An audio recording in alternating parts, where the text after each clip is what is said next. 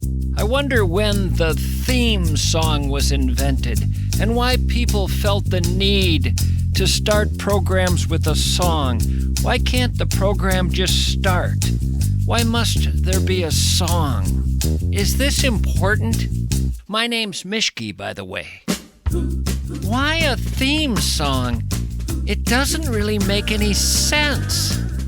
I find myself feeling as though I'm just going along without questioning why we do certain things.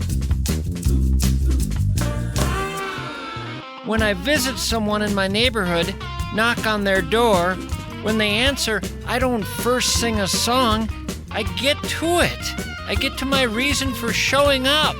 I get to the business at hand. There's no prelude.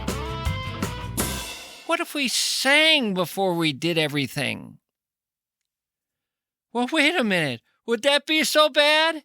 To have a song before we do anything, everything? I'd like to buy insurance from you, sir, but before I do, here's a little tune.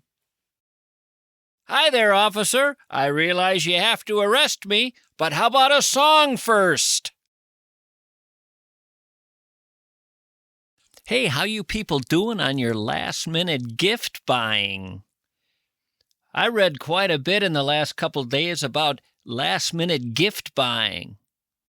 How to find last-minute gifts that make the person think you bought their gift far ahead of time. I read an article that was about that, buying last-minute gifts that seem as though you purchased them thoughtfully, far ahead of time. This article was teaching you how to fool people, that you think about them more than you do. Here's an article I read that recommends some great last-minute gifts for Christmas. Why, you could get some whipped honey from the Savannah Bee Company. They have a sample set. That's a lovely last-minute gift. Savannah Bee Company whipped honey sample set. Or, says here, a great last-minute gift is Body Restore Aromatherapy Shower Steamers. You can get a 15-pack. Yeah, if you have someone you need to get a gift for and you haven't bought one yet, why, here's a last-minute gift. Body Restore Aromatherapy Shower Steamers, a 15-pack. Or hummingbird stained glass sun catchers. You know, if you gotta get a last-minute gift, you could do a lot worse than hummingbird stained glass sun catchers. Then, here's a Woobles crochet kit for beginners. You heard me, a Woobles crochet kit for beginners. Great last-minute gifts. I'll tell you something, I don't like the phoniness in all of this. If I'm getting somebody a last-minute gift, I'm getting them some rebar. You know what rebar is, right? Just a chunk of rebar. Here. Sorry it wasn't a better gift, it was a last-minute deal. Got this from a construction site near my home. It was last minute. I didn't want to get you items from the last-minute gift list that every catalog was offering, because those gifts are designed to make it look like this wasn't a last-minute gift, and it was a last-minute gift.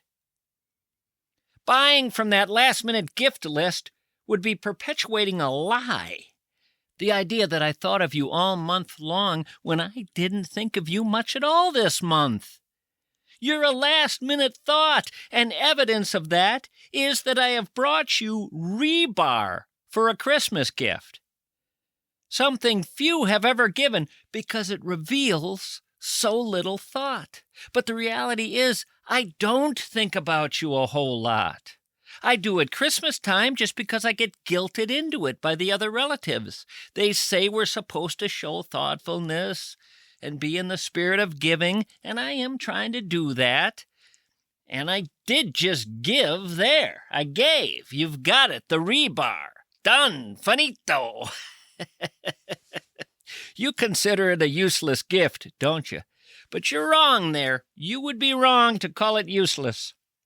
Concrete is strong under compression, but it's weak under tension. Rebar, made of steel is strong in tension. So by placing rebar in areas where tension is expected, it'll handle the tension while the concrete handles the compression. So it's not useless, just because you can't find a use for it. That's irrelevant. It doesn't matter that you're never going to use it. It's the thought that counts. Is it a big thought? A warm thought? A big, long, drawn-out thought? No. It's just a thought. Just a thought. I had to have a thought to even get this thing, and I had one, and that was my thought, and that's my gift, which is more than I give perfect strangers. So let's still call this a gift. It's not a great gift. I didn't gift wrap it, and the reason I didn't is it's last minute. I got it in the last 60 seconds. I know it's not your favorite gift, but all gifts fall within a range of degrees of care and thoughtfulness and appreciation. All gifts are on a spectrum. There's nothing new here. Gifts I receive are on a spectrum. All gifts are on a spectrum. Someone has to give the more lame gifts to make the finer ones stick out. How would you know you got a finer gift if you never got a lame gift? In that way, I'm providing yet another service that is a kind of gift. So take the rebar, please, and run like a thief. No, you won't see any last-minute gift-buying suggestions mentioning rebar. That's a Mischke last-minute gift idea for you folks. Hey, someone was arrested in Someone was arrested in England for Someone was arrested in England for doing something that I've done all my life. When I was a kid, people forgave me. As I got older, they found it stupid, and now they just think there's something wrong with me. But I still love going the wrong way on an escalator. I've always enjoyed that. And a woman got arrested in London, and it's going to trial. She went the wrong way on an escalator. Doesn't say if she was going down the up escalator or up the down escalator, but she is going to be put on trial. It's a lot of money if she's found guilty. It's an extraordinary fine in England. She's pleaded not guilty. I wonder if not guilty means... Well, what would not guilty mean if she was found on the escalator going the wrong way? I guess she'd maybe argue, it looked like I was going the wrong way. I had dropped something and I was going up to get it. Well, that wouldn't make sense because what you dropped would be moving right along with you. I don't know how the not guilty thing works here. Maybe they got the wrong gal. 32 years old. Some people say that's a little old to be going the wrong way on a moving escalator. I'm still doing it in my 60s. There was a little grade school county fair last fall near my neighborhood, little grade school fundraiser county fair. I wanted to go on all the rides. I'd get in line with all the kids. They weren't kids' rides. I'm not getting in a little boat and going in a circle. These were regular rides, but no adults were going on them. The oldest person going on them was maybe 14, but I was in line. And when I got up there, the kids taking the tickets said, "Oh, sir, you can go for free." They sort of saw me as mentally challenged, I think, or something. The other kids were looking at me funny. And then I'd go on another ride, and I loved them. The same way I love going the wrong way on the escalator still. But I have never, ever imagined I could be arrested. And maybe you can't here in the States, but in England you can. And it's going to trial. They expect it to be a 3-hour trial. How would it be 3 hours? I went to trial one time. I was caught speeding on the way to KSTP, and I told this St. Paul cop, "Hey, don't show on the day I take this to court, okay? I hear if you don't show, it gets thrown out." Well, he not only showed, he brought half the department with him. So halfway through the whole trial, I just said, "You know what, Judge? These officers are making a hell of a case. I think I'm guilty." That particular cop retired not too long after that, and I decided to go to his retirement party, and I took my gas pedal off my car and framed it and gave it to him as a gift. I think his name was Geyer, Officer Geyer. Why did I bring that up? Why did I bring that up? Oh, getting arrested and going to trial. Yeah, 3-hour trial they're expecting. I don't know, maybe a lot of witnesses are being called. The whole thing seems silly, though, in 2025. I mean, read the paper the last few days. The horrific crimes occurring in this world, and someone's going the wrong way on an escalator. It's Rockwellian, it's beautiful, it's sweet, it's lovely. We should have more of that, I think. It was one of the first acts of defiance as a child for me. Society wants us to go down the descending stairs and go up the ascending stairs. You're expected to comply. I think the first thing I realized when I was a little boy was the expectation to comply was something I simply was not going to be able to go along with. A lot of the time I would, but not with regularity. The first time you go up the down staircase, there is no thrill you've known in life quite like that. Defiance is a thrill, and you learn that early. I remember one time in high school, a teacher was bouncing my head against a locker like a basketball. I was screwing around in the hallway, and this teacher took my head, and he slammed it against the lockers several times in a rhythmic kind of staccato beat that went with these words: "We do not do this at this school." How many hits is that? We do not do this at this school. 8. 8 times he slammed my head against the locker. More than that, because then he added, "Do you understand?" It's 5 more syllables. So 13 times he bounced my head against the locker. We do not do this at this school. Do you understand? And I knew there was only one right answer. Yes. Who wouldn't understand what he just said, especially when he was emphasizing it by smashing my head against the locker? It was quite obvious what he was saying. It was very simple, plain English. Do you understand? But because the answer was obvious, so ridiculously obvious, I said, "No, actually, I don't." That was a mistake.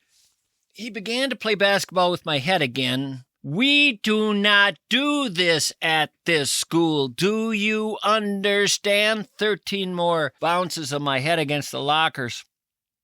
And at that point, I realized I think this could go on well into the late afternoon and early evening if I don't say, yeah, I understand. So I did say yes then. But even that no for that little bit of time was kind of fun. It was going the wrong way on the escalator all over again. Except now I was 14. And the first time I went up an escalator when the escalator was going down was when I was 4. As I say, defiance is a thrill all by itself. You are told there is a right way, and you say, "Says who?" I think I'll decide for me, thank you very much. I say we go up the descending stairs. We fight the momentum. We battle the current. We do what no one else on the entire escalator is doing. Why? To stand amidst the throngs and say, I am alive. I am not asleep. I shopped with you shoppers. I dined with you diners. I walked the mall with all you walkers. But when it came time to take the escalator, I did not join the herd. I went my way. I was a child going up the down staircase, and for a moment I believed I was more alive than the rest of them. Whether I was or not, I don't know, but I believed I was more alive. And when I was going on those rides at that little grade school fundraiser, I felt alive. Why would it stop being fun? Why would it ever stop being fun to go on rides?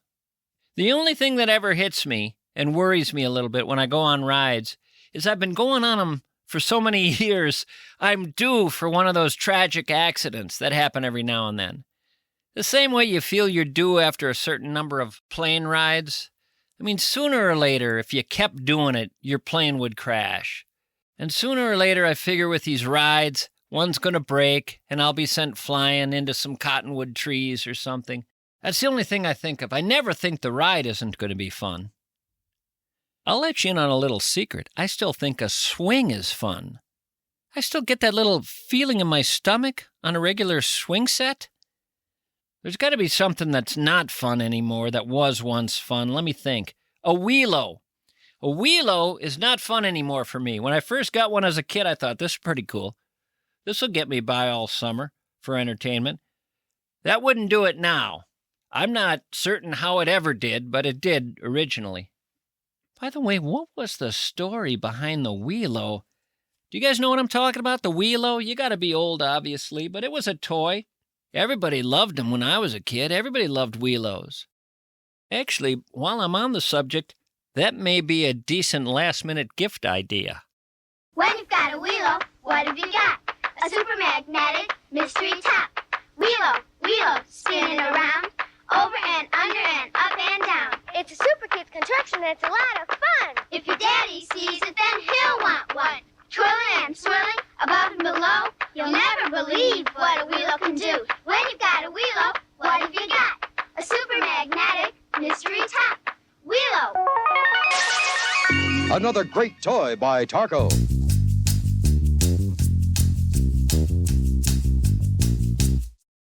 You know what? I'm not going to do it.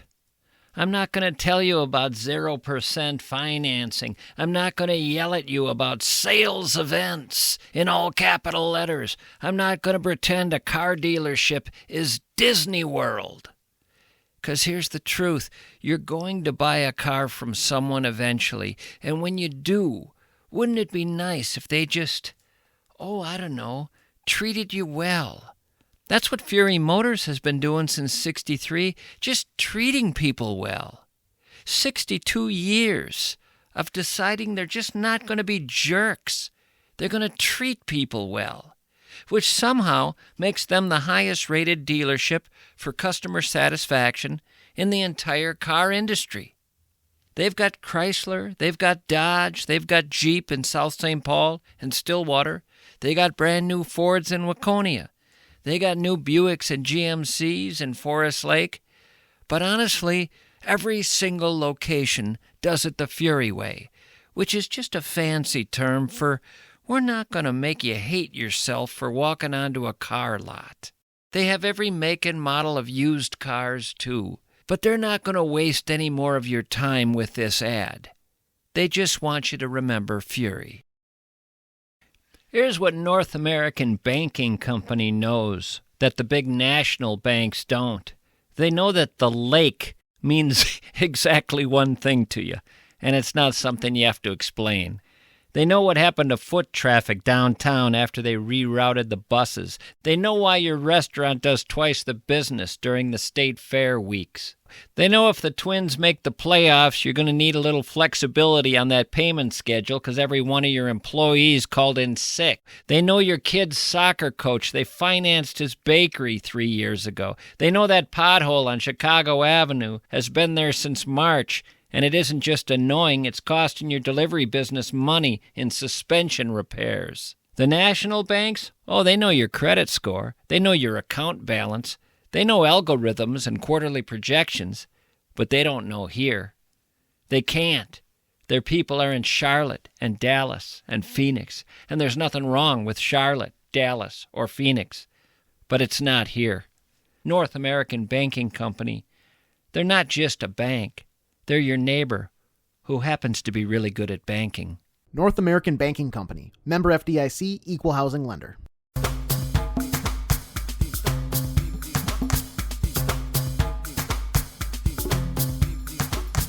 Speaking of kids' toys, I want to say something about Ken, of Ken and Barbie fame. I've been doing a lot of reading this week about Ken. I didn't intend to. A story popped up. I read it. It got me doing some research. I read some more. I became fascinated by the development of Ken. And you'll understand why here shortly. Let me just read you what I have here. One morning in 1960, amid the euphoria of Barbie's first year, Mattel co-founders Ruth and Elliot Handler had a debate. They brought in a toy marketing team, and they brought in ad guys, called a group together to discuss a controversial topic. It was dividing people at Mattel. Many in America, parents hearing from their kids, apparently, were demanding a boyfriend for Barbie. I'm serious. It says here there was a demand for a boyfriend for Barbie. Ruth, one of the owners, said, "Our consumers pushed us in the Ken direction early, but a lot of people in our company were terrified of a boy doll." Now, why were they terrified? Says Ruth, one of Barbie's distinguishing features was her anatomy. Any kid could pull down her shirt to find two tremendous emblems of adulthood. Those would be her breasts. Ruth figured Ken would have to have something distinguishing him as well. Some suggestion, she said, of his male organ. She said, "I was ahead of my time in that respect, but I thought it was necessary." But a fight ensued. Ruth said, "No, I didn't want him to actually have genitalia, but I wanted something outstanding. Nothing realistic, but some sort of bulge." This is Ruth talking. Top dog at Mattel. Her husband's oddly quiet through this, and actually at Mattel, Ruth says the men were terribly embarrassed even discussing this. Apparently, Barbie's breasts had been plenty controversial. Now, she didn't have nipples, but still, a lot of people freaked out, apparently.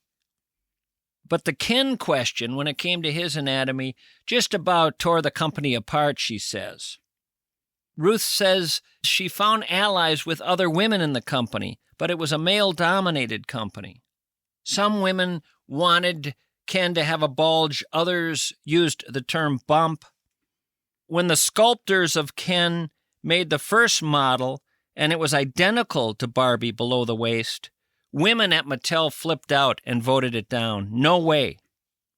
And the designers went back to the drawing board, and they came back with 3 different options. One, you couldn't see any bulge. One, there was a little bit of a rounded area, and then pretty prominent. Ruth picked the middle option. She said that looked nice and about right.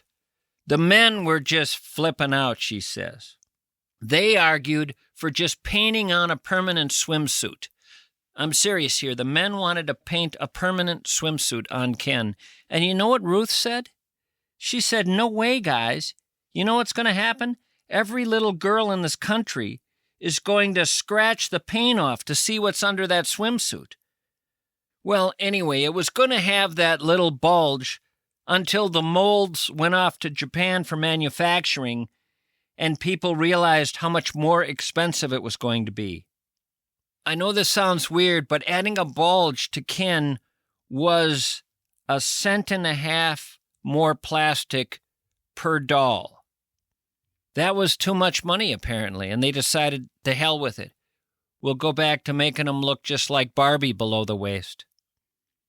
So the Ken that debuted in March of '61 was smooth and commando. They didn't paint on the little shorts. Ruth was ticked off about this. She thought that was embarrassing, to put out a Ken doll like that. She said the Ken doll had no bulge at all. It was completely unrealistic. Apparently, they did this behind her back. She said, "I never forgave those people." The reason I'm bringing this up isn't because Ken's a great last-minute Christmas gift. I'm bringing it up because men and women were going to work in the early 1960s and spending a lot of time on this. I want to move to the fellas. When the guys went home at night after a hard day, holding their briefcase, walking in the front door, giving their wife a hug, what was the conversation like at the dinner table? What was the conversation like at the bar, at happy hour? This went on for a long time, months, this discussion. There were grown men talking about Ken's genitalia and whether it should be there, and this was roughly around the time Kennedy was dealing with the Cuban Missile Crisis. I mean, there's a guy getting some stuff done at work. I sometimes think, what would happen if these Mattel guys ran into Kennedy at the end of a hard day at the bar? Kennedy'd be asking, "What have you fellas been up to?" Well, Mr. President, we're businessmen, so we've been doing business stuff mostly. And Kennedy would say, "Oh, business stuff. What's been the big effort lately? Anything interesting?" "Well, Mr. President, not quite like your Cuban Missile Crisis. Nothing that fancy, nothing that earth-shaking, although to us it's a big deal. I mean, there have been some elements of leadership involved in what we've been doing." "Oh, really?" Kennedy would say. "How have you led, fellas? Tell me about the areas in which you've led." "Well," the fellas would say, we've been trying to make sure Ken, the new boyfriend of Barbie, we've been trying to make sure he doesn't have anything remotely close to a bulge in his pants." "Come again?" "The Ken doll, sir. We have fought the ladies on this bulge issue. They've been big on the bulge. We've been trying to play that down. We don't even want to hint that Ken might have a yoinky, sir." "This is what you fellows do for a living?" "Well, of late, that's been our priority, yes, sir." "I see. Okay, fellas, well, I have about a dozen jokes forming in my head right now, but I'm going to step back from all of that and just say hope you've found meaning in your lives, and I am going to move on with my day." "Okay, Mr. President, great talking to you. Thanks for buying around. By the way, you want us to show you the big win in all its glory? We have the final Ken doll. Doesn't even have a bulge. That's what we wanted, and we won. Show him, Kenny. Pull down Ken's pants." "That's all right, fellas. I'm due for a Senate meeting on some issues involving Vietnam." "Oh, come on. Real quick, Mr. President. Just look at Ken's groin. Show him Ken's groin." "Fellas, let go of my arm." "Sir, come on. We know what you've been doing, that old Cuban thing. Let us show you what we've been doing. Secret Service! Secret Service!" It all started at the dance. Barbie, the famous teenage fashion model doll by Mattel, felt that this was to be a special night. And then it happened. She met Ken. And somehow she knew that she and Ken would be going together. So now Mattel brings you Ken, Barbie's boyfriend, with a complete wardrobe of perfectly tailored clothes of unmatched quality. Now Ken and Barbie meet for lunch at school, go to fraternity parties, and just relax together. Get both Barbie and Ken and see where the romance will lead. You know what I would have done when I was a kid? I'd have thrown the two dolls in the backyard and told my parents, "I'm going to see where that romance goes. I'm going to monitor it every day.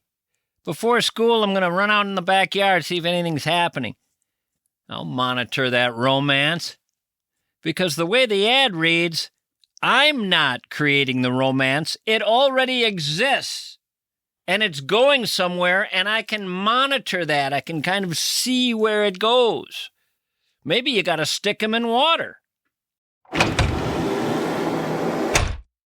Okay, I got to make a call. I saw an ad where some guys will make a snowman for you in your backyard for money. I know what you're thinking. You're thinking you'll make your own snowman. Okay, I get it. I'll make my own snowman too. But these guys are for hire. In case you want a snowman made in your backyard, I just have to call them. Having recently interviewed the fella who wrote the book on the history of the snowman, I just have to make this call. Quintessential Minnesota business. We make snowmen.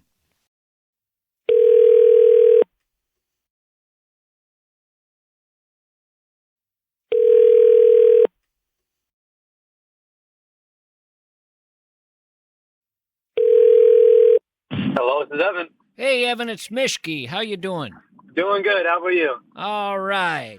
So who are you guys? I'm Evan. This is Henry, and we build snowmen. How old are you? I'm 18. I'm 19. How long have you guys been building snowmen? This is actually our first year. Well, I've been building snowmen my entire life. I should be doing this. You haven't built snowmen until this year? Well, we've done it for fun our entire life here in Minnesota. Can't anyone make their own snowman? Maybe some people want it professionally done. How do you guys qualify as professionals? We get the job done. I hope that's not your pitch. Hey, if you want a good snowman outside, we're the people to call. How good are you at it? It says $25 for a regular old snowman, $60 for a fancy one. Our moms say it's pretty good. Well, that's quite an endorsement. How many people have hired you? So far, I'd say we have about 4 jobs lined up here. You're just waiting for sticky snow, I take it. Yeah, it's not good snow right now. Not yet. We're hoping with the warmer weather, it gets better snow. The second we get the sticky stuff, you have 4 snowmen already commissioned. Yep, we sure do. Fancy one or regular ones? So far, regular ones. I wonder why the people don't want a fancy one. What do I get for a fancy one? Good top hat, maybe a little coat, scarf. Where do you get that stuff? Goodwill. Oh, yeah. I'm serious. We could build one for you. Well, what else is fancy about it? Just the clothing? What about making a really cool one when you sculpt the snow, doing something unusual or clever or innovative? We could put a nice fancy cigar on there. I don't know if you're familiar at all with the controversy when the Ken doll was first made. Are you familiar at all with that? I'm not. No. Oh, no. When the Ken doll was first made, there was a lot of debate about how realistic it should be. Now, in your case, you're making a male snow sculpture, right? This is a snowman, correct? Mm-hmm. We sure are. Maybe with the fancy version, you could get a bit more realistic. Okay. Oh, yeah. I like the idea. You do? None of the guys did in the early 60s. They hated it. They didn't want anything to do with that. Maybe not then. Well, I mean, it's up to you guys. So you came up with this how? It was actually my buddy here. He could tell you the story. All right, let's hear it. Well, my friend here got into Christmas lights and everything, so I'm like, might as well do a snowman with him. Brilliant. Yeah. You mean your friend was getting paid to put up Christmas lights? Yeah, he's got a little business himself. And I'm like, might as well put up snowman. We can do snowman for people. 2 birds with 1 stone. I will say $25 for a snowman ain't a bad deal. I mean, having made quite a few snowmen, those things can get heavy when you're picking up the last one and putting it on for the head. The first one's easy because you don't have to lift it. The middle section's a little tricky, and then the head can be tough. I mean, if you're lifting up a big size head. Yeah. You might need a ladder sometimes, too. You guys aren't building anything that big. Hey, if someone wants to pay extra, we could build a big snowman for them. Well, wait a minute. Will $60 get me one where you need a ladder?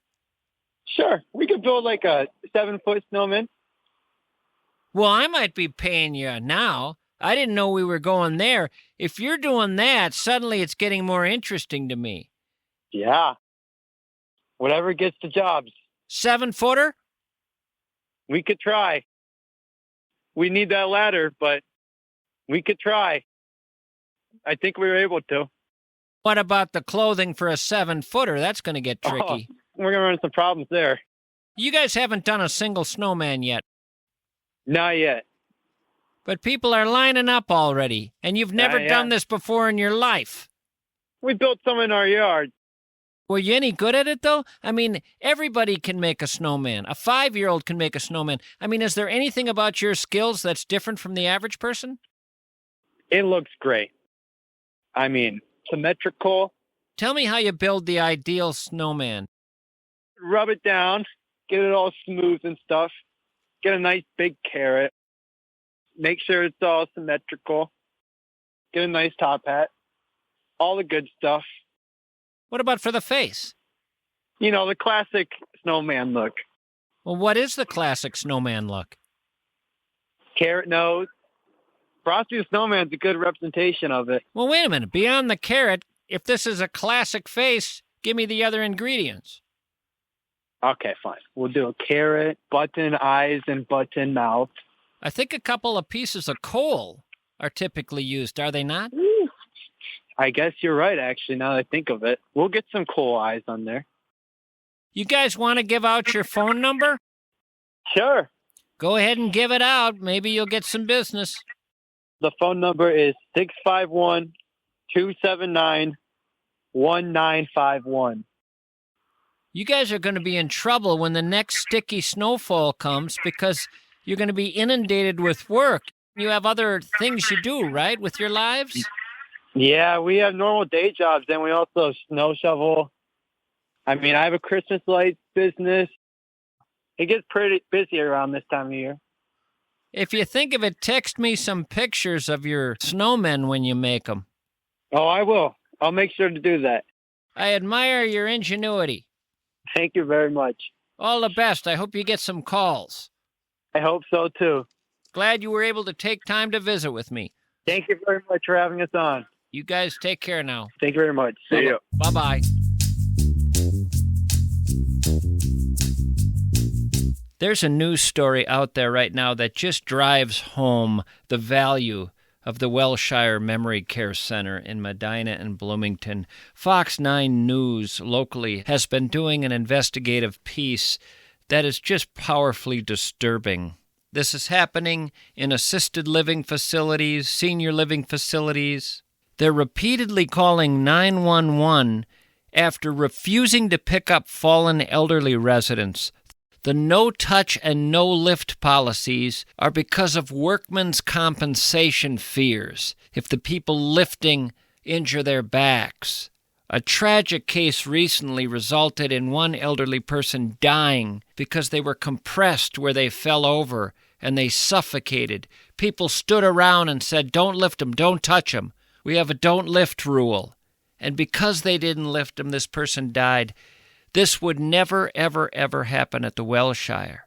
Their insurance companies will say, "We won't insure you unless you have a no-lift policy with people who fall over." And the Wellshire will say, "Well, then we'll get a different insurance company because the heck if we're not picking up people who fall over." There is an inhuman quality to a lot of the care out there, people. Make sure you understand what the rules are at the places you bring your loved one for memory care. It's unconscionable what's being done at some of these places, and the consequences are just horrific. Tour the Wellshire of Bloomington and Medina and see what true human love and human care means. You know, somebody's staring at you, not in a creepy way. They're staring in a good way. They're looking at your face, and they're thinking, "Where'd you get those glasses, pal?" Happens all the time with people who buy their eyewear at Spectacle Shop. Here's the thing, and I mean this, nobody else in America has what Spectacle Shop has. They have the largest collection of vintage frames of anyone in all of North America. Actual vintage, never-before-worn eyewear frames from the 50s, 60s, 70s, 80s. Frames designed when people really knew how to make quality frames. You should see the difference. They also have designer frames so exclusive, the big chain stores don't even know they exist yet. This is a family-owned business, voted best eyewear shop in Minnesota the last 5 years in a row by readers of the Star Tribune. Spectacle Shop. 4 Twin Cities locations.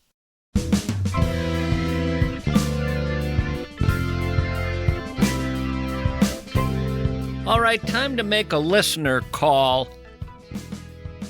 This person listens from an embassy, from a U.S. embassy, where he's a U.S. diplomat. It takes all kinds to make up the Mischke listenership. Let's make a call to some embassy somewhere in the world.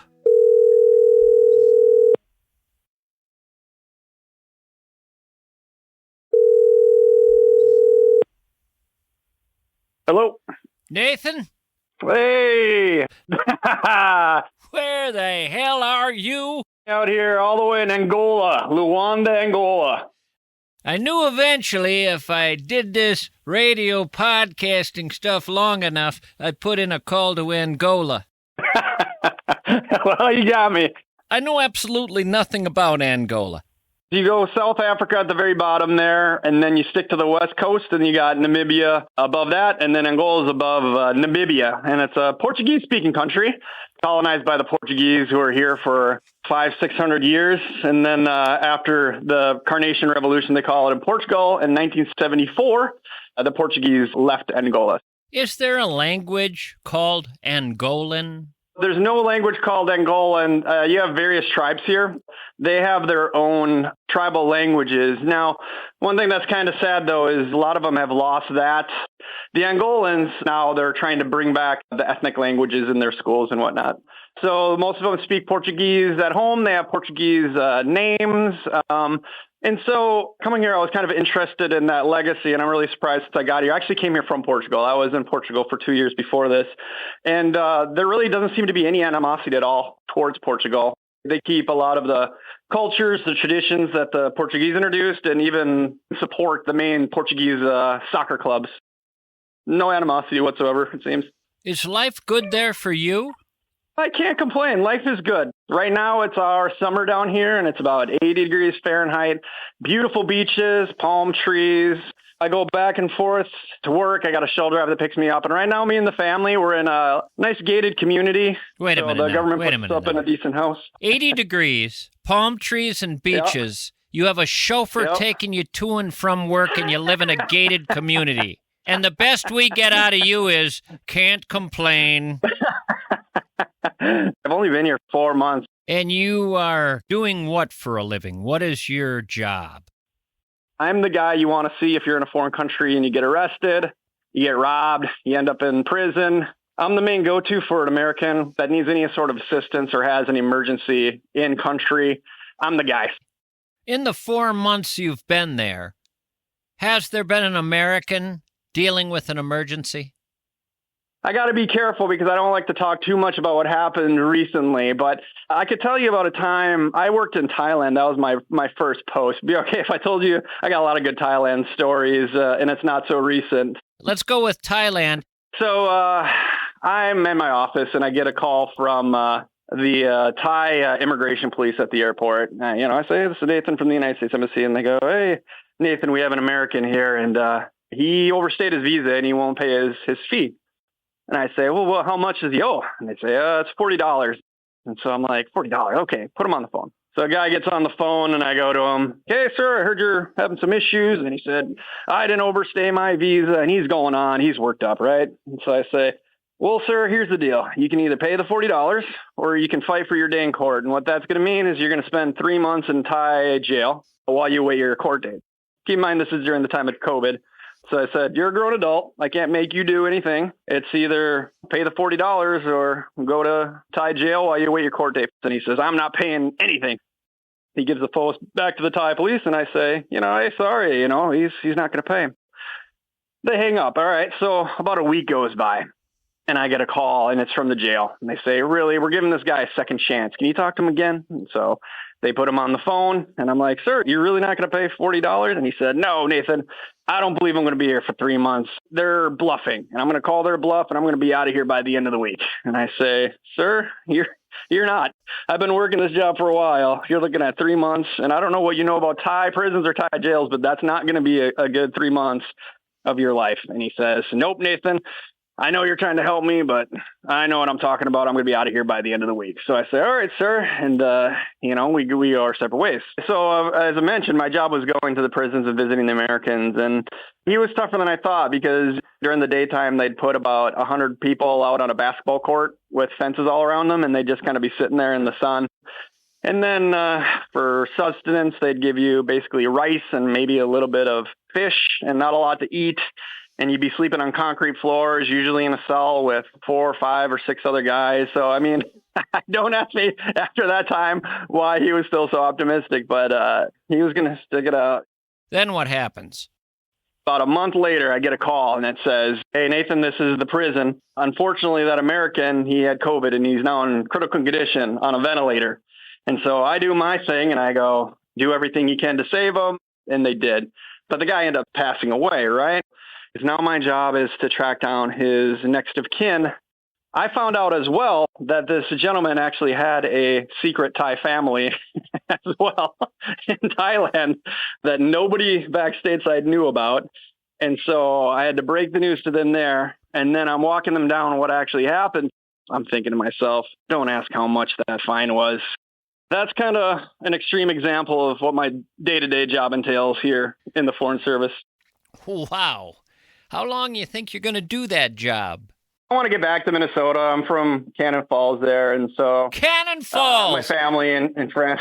Cannon Falls! Yeah. You are a long way from home, my friend. The old Cannon River. Yeah. You miss Schofield Drug.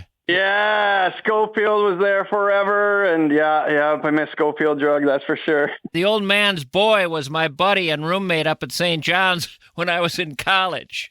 No way! Oh, yeah. I knew a little bit about Cannon Falls. I know you're a music person, so I don't know if you didn't know this fun-filled fact about Cannon Falls, but Pachyderm Studio is in Cannon. Well, I don't know if it's still no longer running, but they did some famous recordings. It's a recording studio just outside Cannon Falls. I know Nirvana recorded there. Other famous ones you'd recognize, but I don't remember them offhand. I've got a story for you. Not only do I know about Pachyderm, it absolutely still exists. I was involved in a weird story with Pachyderm. Boy, how much time do you have? Years and years ago, long before I got into radio, I ran a little music club, and we had live music 7 nights a week, sometimes 2 acts a night. I liked music. I played a little music myself, so it was pleasant. My job was, once the band was playing, pour myself a drink and listen. Just make sure everything worked out at the beginning and the end, and in between, just enjoy the music and have a drink. And I was a young man. I was in my 20s. And I decided one day that I wanted to see if I could get Ramblin' Jack Elliott to come and play. Now, Ramblin' Jack was well known in Greenwich Village in the early 60s as being one of the crew. There was Dylan, there was Dave Van Ronk, Tom Paxton. I can't remember all the different people back then. But Jack Elliott had been a best pal of Woody Guthrie. They had traveled together. A lot of people don't know this, but in the Dylan movie out recently, it wasn't Pete Seeger who was in that hospital room when Bob Dylan met Woody Guthrie. It was Ramblin' Jack Elliott. They played fast and loose with the facts in that film. It was Ramblin' Jack who was there, Woody's dear friend. So Ramblin' Jack Elliott's kind of a legend. He's a well-known figure in music circles. He's good pals with so many different great musicians. You can watch the Johnny Cash show from the 60s and see him on with Johnny. He was making albums with Bob Weir of the Grateful Dead later on in life.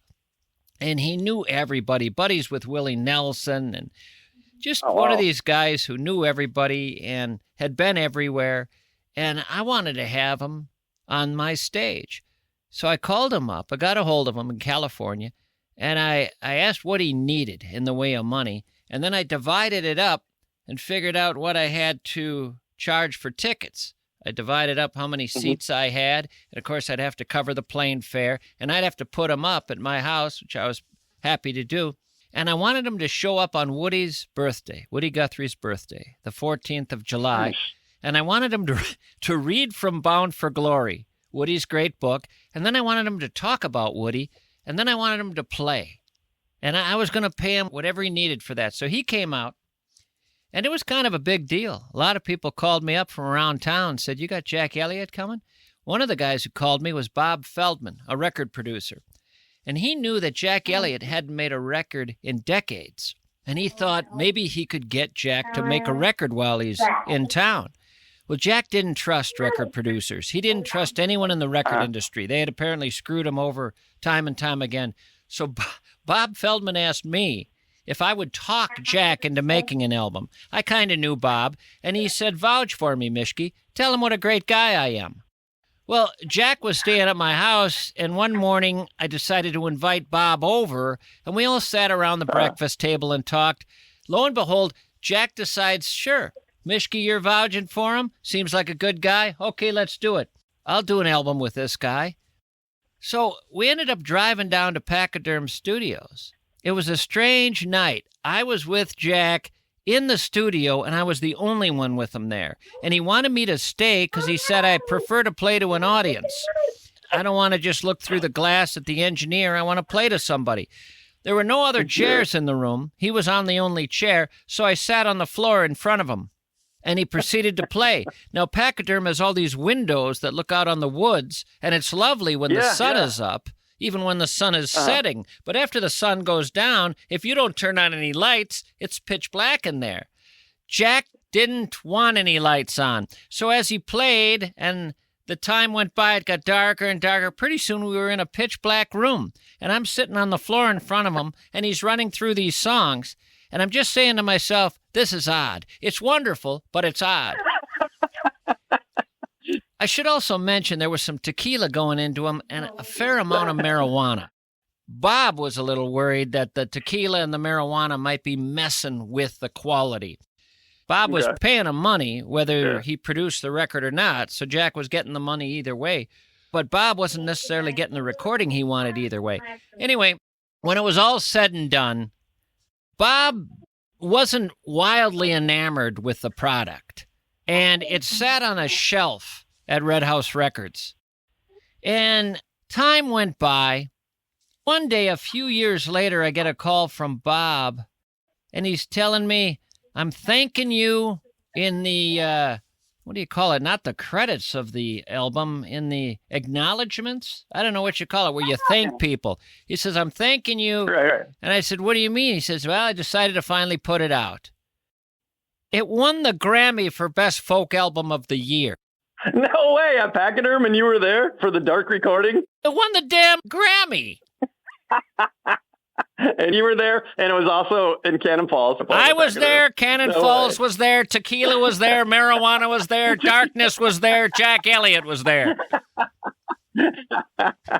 Oh, that's awesome. When you say Pachyderm, that story pops into my head. I haven't thought about that in a while.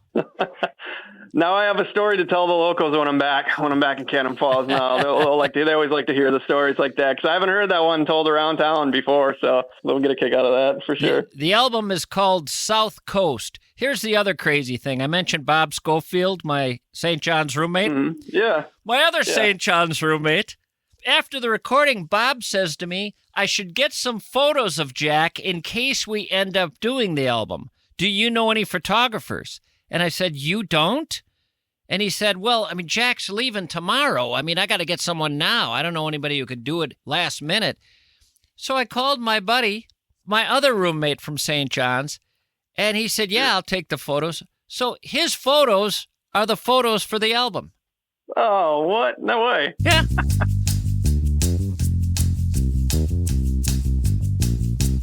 I've been doing ads for several months for Josh Arnold, who helps people with their money, helps them do smarter things with their money, helps them understand how to make their money work for them. And Josh has offered a 48-minute consultation by phone free of charge. He calls it 48 minutes just to be memorable. Figures 50, 40, 30, no one would remember. So he says 48. But that is 48 minutes with a really smart money guy on the phone. You can just talk about your situation, your life, your money, and afterward you hang up, and you can decide if you ever want to call him back again, if you ever want to work with him, if you ever want him to help you. You're out nothing, and you've learned some things. I've been doing these ads for a while, and what I'm curious to hear about is who's picked up the phone and called him, and what was your experience like. I'm hoping you'll text me and let me know what it was like. I'd like to hear what the experience was like. 651-321-8949. 651-321-8949 is my number. Please text me if you've taken Josh up on that offer of 48 minutes of free time on the phone. Investment services offered by Josh Arnold Investment Consultant, LLC, a security and investment advisor. Past performance is no guarantee of future results. All investments involve risk. Tommy Mischke is a paid endorser. 1918, the year Minneapolis-St. Paul Plumbing, Heating, and Air opened their doors. Babe Ruth was still pitching for the Red Sox. The Model T cost $260, but if your boiler broke in January, you knew who to call. Because back then, boilers weren't some mystery. They were how you survived, and the people who understood them, they were legends in the neighborhood. 107 years later, Minneapolis-St. Paul Plumbing, Heating, and Air is still here. They're still here. And here's what's wild. Most heating companies today will come out, look at your boiler, and shrug. We don't know boilers. That's old world stuff. Not MSP. They're the most sophisticated operation in the Twin Cities, and they still remember boilers. Because they've done it all. That's what happens when you've been around as long as they have. They've been mastering the air in homes around the Twin Cities since your great-grandparents bought their first house. Minneapolis-St. Paul Plumbing, Heating, and Air. Some things should not change. Like who you trust when it's 20 below.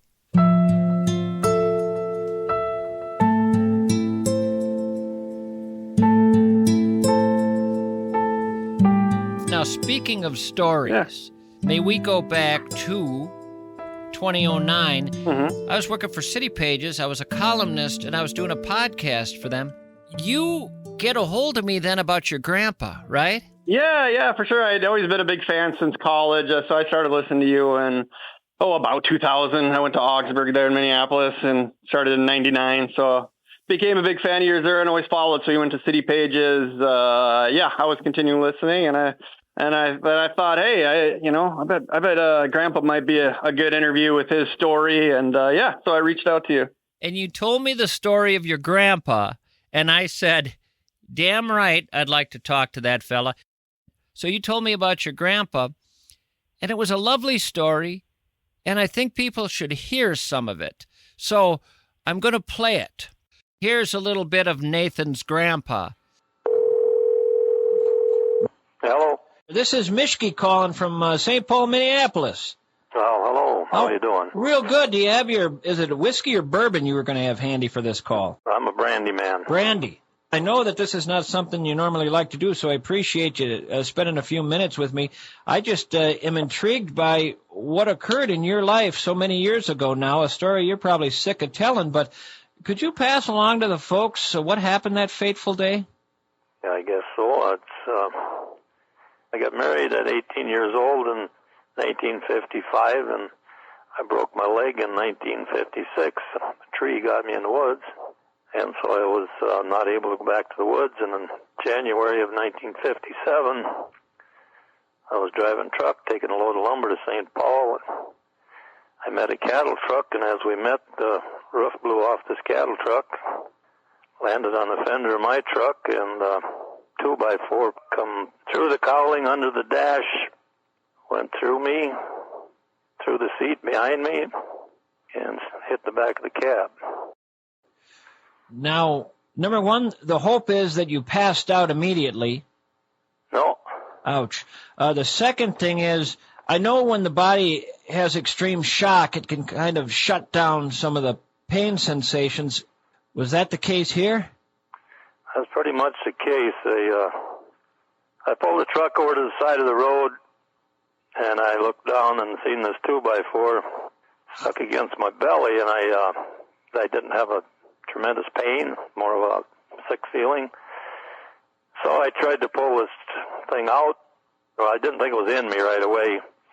I didn't think it could be, or I wouldn't be looking at it. So I tried pulling it out, and then some blood started running down the 2x4. So that's when I thought, man, I'm in trouble.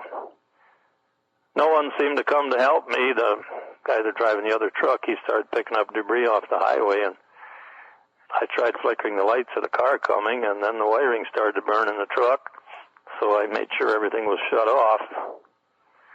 And then I sat there what seemed like minutes, was probably seconds, but I threw my jacket out in the highway hoping the car would run into it or whatever. And are you aware at this point that the 2x4 has not only gone into you, but through you and through the back seat? No. But when the doctor came out there and had me lean ahead so he could look behind me, and I said, is it way through, Doc? And he didn't answer me, so I thought, well, I think I got a problem. You didn't happen to know this doctor, did you? Yes, I did. He'd patched me up a few times before. He's clearly never come across anything like this before. No. I'd be curious to know if any doctor in history has, where the person was still alive and communicating. But you wanted to know if, in fact, you were pinned all the way through to that seat, and he didn't answer because he didn't want to scare you, and that was affirmative in your mind. And what happened next? The doctor asked if I had a saw in the truck to saw the 2x4 off, which I did. So a guy there run up to a farmer, and he'd just come home from town, got his saw sharpened. So he brought it down, and people around there tried to steady the 2x4 while the doctor sawed it off. Where are we in the pain department right about now? Well, I remember saying to him, Doc, I don't feel so good. Can you give me something? And he said, can you roll up your sleeve? Well, this is 52 years ago, and that old truck wasn't very warm, so I had a lot of clothes on, and he said, no, don't bother, and he just put the needle through the clothes and all. And he gave me that shot of something to calm me down. Then the pain I don't remember it being that bad. Okay. And what are they going to try to do? Are they going to try to saw between your body and the back of the front seat? No, they sawed it off between my body and the dash in the truck, and then they slid me forward somehow and wiggled me out of the truck.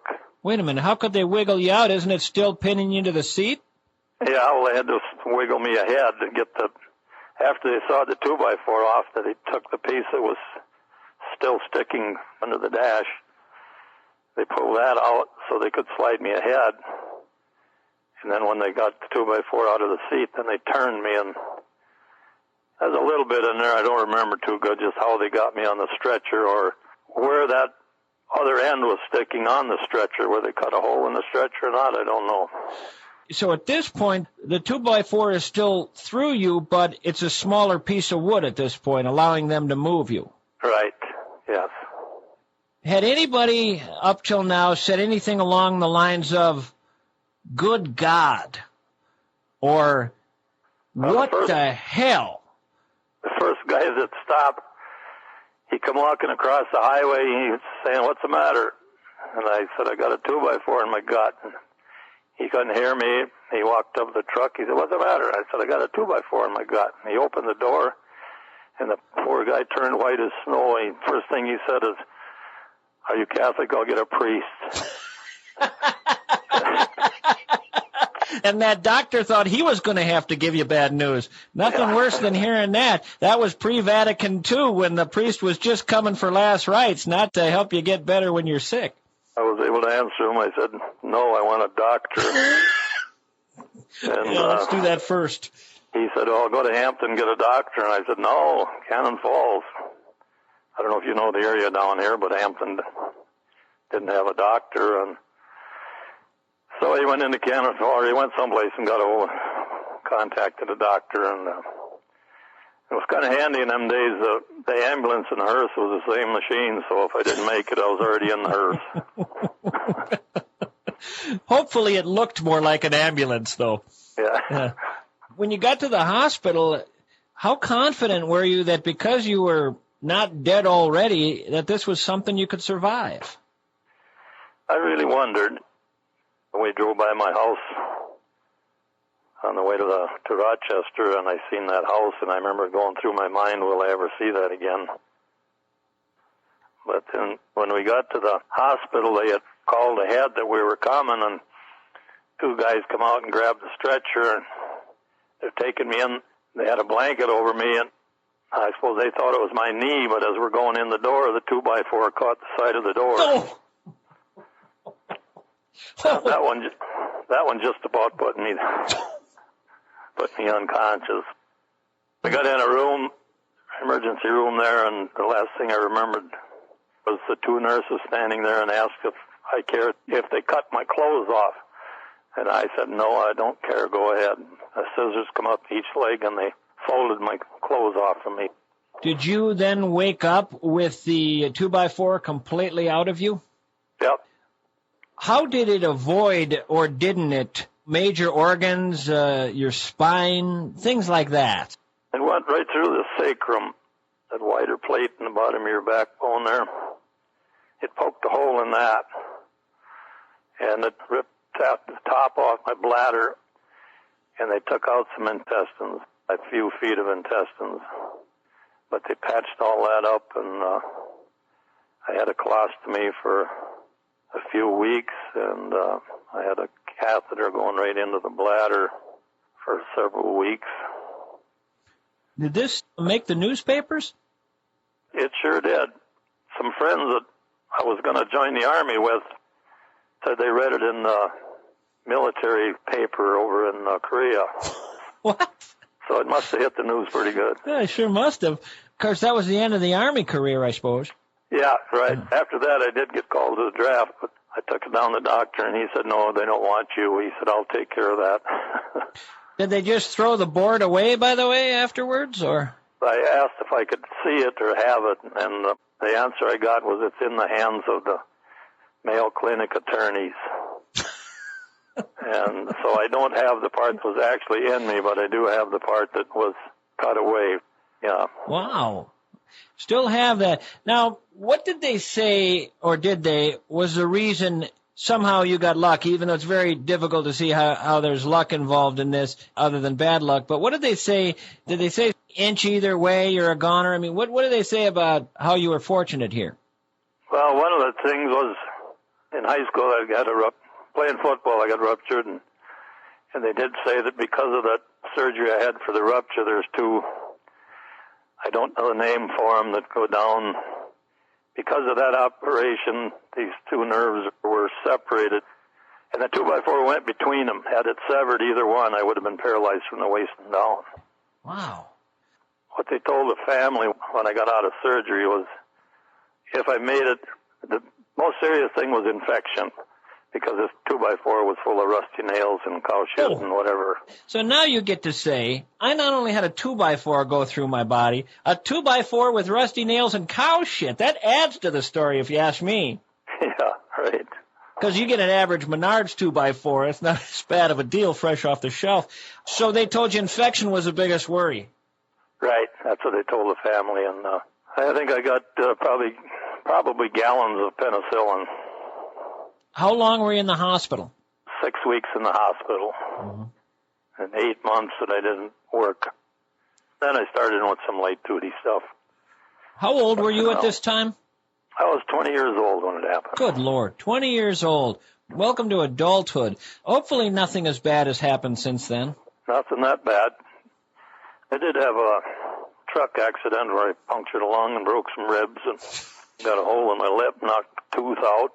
That was another truck later after I got back into logging on my own, and I was going down the hill, and a car coming up the hill passed a semi, and he slid right crossways in front of me, and the logs pushed the headache rack down in the cab and went down the highway. So I got banged up pretty good in that one, but I've been pretty good after that. You ever think of just, staying away from wood? You continued to stay in the biz, huh? Yeah, I did. I went into excavating for a while because I didn't feel I could hold up my end at the logging in the sawmill. So I'd done that for about 5 years, and then I'd log in the wintertime. And logging I guess that 2x4 must have just put the sawdust in my blood. Probably a year and a half after this accident, I had like a little pimple on my stomach, and I scratched it, and a piece of wood comes squirting out. Size of a wooden farmer match, The little splinters saying, well, the mama board's gone. Let's get out of here ourselves, guys. Yeah. It's an amazing story. You're how old now? I'm 72. And what do you do with your days these days? I understand you might have been out today perhaps getting some maple syrup out of a tree. Yeah, I tap maple syrup, and I cut firewood, and I help my boy out at the sawmill once in a while a little bit. I keep busy enough. Your boy's got it in his blood, too, now. Yep, right. Conrad Johnson, it's an amazing story. I want to thank you for telling it. It's not a story people run into too often, so I appreciate you passing it along. I find it absolutely remarkable, and I thank you for taking the time to pass it along. Have a good day, and thank your grandson for putting this together when you talk to him. Okay. Bye-bye. So long.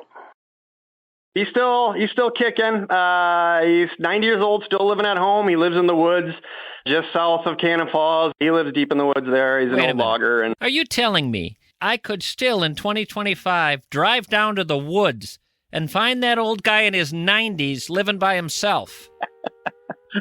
Yeah, he would love to see. He has a solid oak bar in his basement that he traded a couple logs for a craftsman to make him a solid. Is it walnut? I think it might be walnut, or it might be oak. I can't remember, but it's a really nice bar down in his basement. Still drinks his brandy, and he's still there kicking, doing well. Unfortunately, we lost Grandma a couple of years, maybe 2-3 years ago, and so now it's just Grandpa there. But I'll tell you something, and I'm quite serious here. I want to drive down there to the woods and have a brandy with him in his bar. Yeah, you can just message me or email me, and I can definitely arrange that. That is a trip I'll be happy to make. Thanks for all the entertainment and laughs, and appreciate all the work you do. Thank you for saying that, and stay in touch, and thanks for your time today. Hope to talk to you again sometime. Okay. All right, Nathan. Good. Merry Christmas. Bye-bye. Merry Christmas.